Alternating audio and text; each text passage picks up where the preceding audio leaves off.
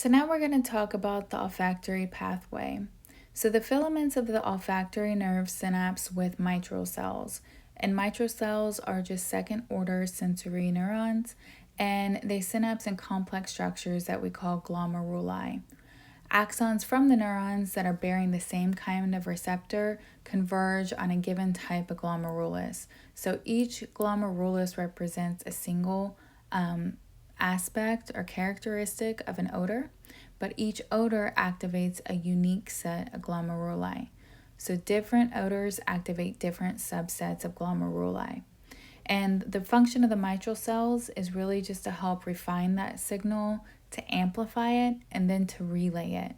So the olfactory bulbs also house a different type of cell, which is called an amacrine granule cell.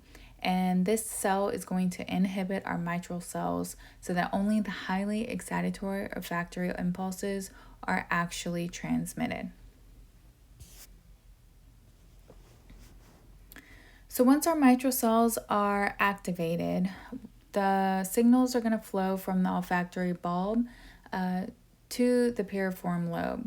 But how they get from the olfactory bulb to the piriform lobe is actually olfactory tracts.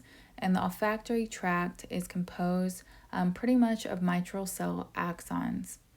From there are two major pathways that take information to various parts of the brain. So one pathway is going to bring information to part of the frontal lobe,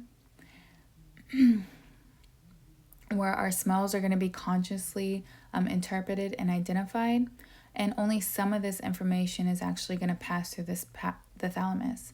The other pathway flows to the hypothalamus, the amygdaloid body, and other areas of the limbic system, and that's where we're going to have emotional responses to odors being elicited.